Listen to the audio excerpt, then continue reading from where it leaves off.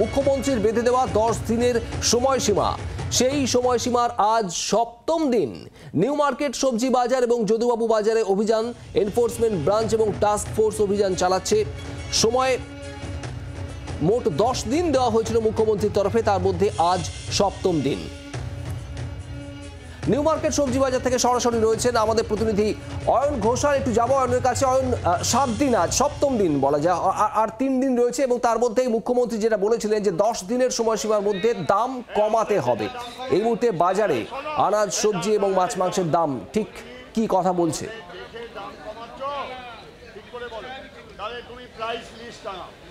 দেখো, আমি এখানে ছবি দেখাতে দেখাতে আজকে নিউ মার্কেটের যে বাজার দর সবজির, এই দরগুলো একবার চট করে বলে নিই।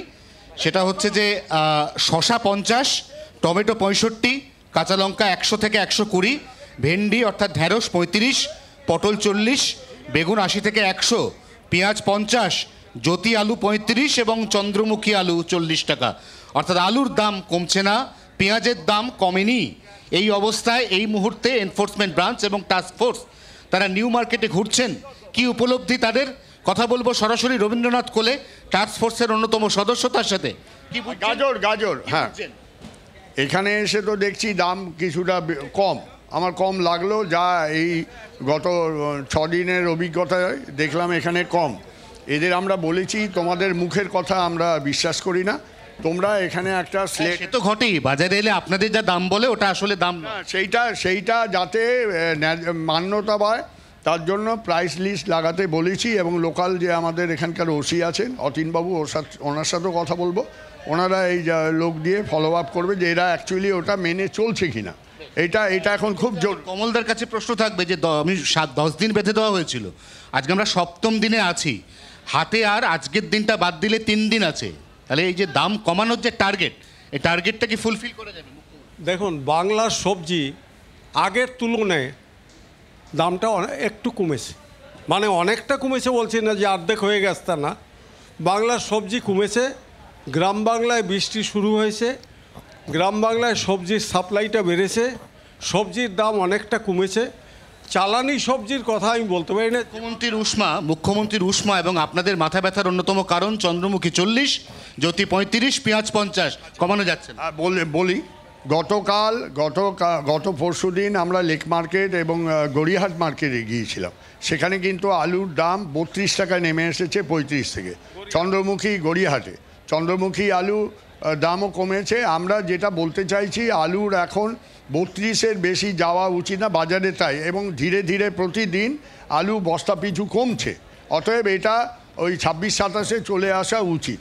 আপনার টার্গেট অনুযায়ী আপনি ঠিকই যাচ্ছেন।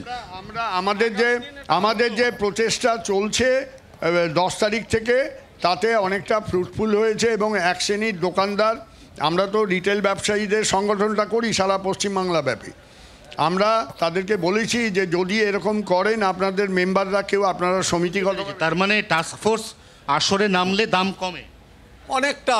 শুনুন, নামলে যে কমে তা আমি বলছি না, কেননা মানুষকে একটু যে যার খুশি মতো দাম নিচ্ছিল।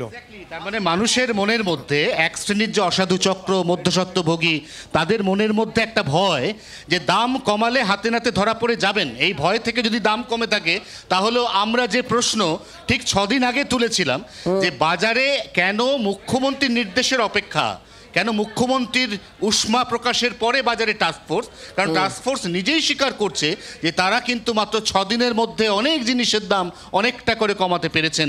গড়িয়াহাটের মতো জায়গায় তারা চন্দ্রমুখী জ্যোতি আলুর দাম কমাতে পেরেছেন। এখানে একটা প্রশ্ন থাকছে যে যেমনটা বলছিলেন টাস্ক ফোর্সের সদস্যরা, যে অয়ন, যারা খুচরো ব্যবসাদার, যারা দোকান নিয়ে বসছেন বাজারে, মূলত তাদের কারণেই কি এই দাম বৃদ্ধি? একটু যারা স্থানীয় মানুষ রয়েছেন, যারা বাজারে আসছেন, তাদের অভিজ্ঞতা কি একটু জানা সম্ভব হবে অয়ন? না, তারা কিন্তু কোন জায়গা থেকে দাম বাড়ছে সেটা ধরতে পারবেন না, যেটা ধরতে পেরেছে টাস্ক ফোর্স। কারণ টাস্ক ফোর্স এখানে পরিষ্কার প্রমাণ করে দিয়েছে যে কোলে মার্কেটে দাম বেশি, এই অজুহাত বা অছিলা দিয়ে এক শ্রেণীর সবজি ব্যবসায়ী যারা খুচরো বাজারে সবজি বেচেন, তারা বারবার বলেছেন যে আমরা পাইকারি বাজারে অনেক বেশি দামে জিনিস কিনেছি, তাই সামান্য মার্জিন রেখে এই দামে বিক্রি করছি। কোলে মার্কেটে যেদিনকে এই টাস্ক ফোর্সের অভিযান চললো, সেদিন প্রমাণিত হয়ে গেল যে কোলে মার্কেটে বেশি দাম নয়, দামটা মাঝে কোনো একটা শ্রেণী, একটা সেকশন তারা বাড়াচ্ছে। কে তারা? তারা কোথা থেকে এসছে? কিভাবে তারা দাম বাড়াচ্ছে? কেন সমস্ত বাজারের সমস্ত খুচরো সবজি বিক্রেতা কোলে মার্কেটের থেকে সরাসরি সবজি না কিনে কারোর উপর নির্ভর করছেন, তার থেকে সবজি কিনছেন?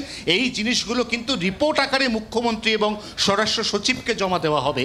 অতএব ব্যাপারে খুব বেশি খোলসা করে এই ব্যাপারে অন্তত টাস্ক ফোর্সের সদস্যরা কিছু বলছেন না, কারণ তারা ইতিমধ্যেই এই মাঝে কারা দাম বাড়াচ্ছে, কোন অসাধু উপায়ে তাদের দামটা তারা বাড়িয়ে দিচ্ছে, এইটা কিন্তু ইতিমধ্যে অনেকটা ট্র্যাক করে ফেলেছে বলে তাদের দাবি। শুভ। এবং তুমি যে আজকের দাম বলে নিউ মার্কেটের সবজি বাজারে, তাতে একটা জিনিস স্পষ্ট, বেশ কিছু সবজির দাম অনেকটাই কমেছে। 10 দিন সময় দিয়েছিলেন মুখ্যমন্ত্রী মমতা বন্দ্যোপাধ্যায়, আজ 7ম দিন।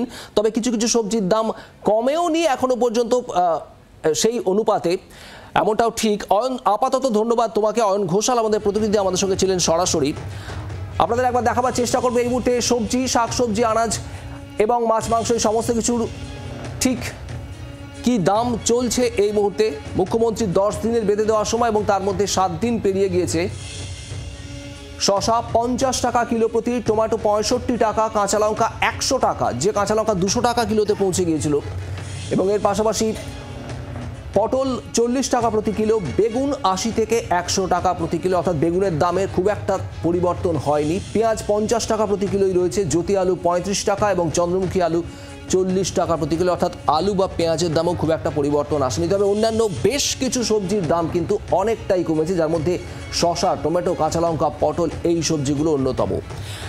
এক নাগাড়ে টাস্ক ফোর্সের সদস্যরা এনফোর্সমেন্ট ব্রাঞ্চকে সঙ্গে নিয়ে তারা বিভিন্ন বাজার পরিদর্শন করছেন গত কয়েকদিন ধরে আমরা দেখেছি। এবং তারপর আজ 7ম দিন, মুখ্যমন্ত্রীর সময়সীমা যে 10 দিনের বেঁধে দিয়েছিলেন তার আজ 7ম দিন। বেশ কিছুটা দামে প্রভাব পড়েছে সবজি বাজার, সেই বাজারে এটা বলাই যায়। বাংলার আওয়াজ, বাঙালির আবেগ, জি 24 ঘন্টা।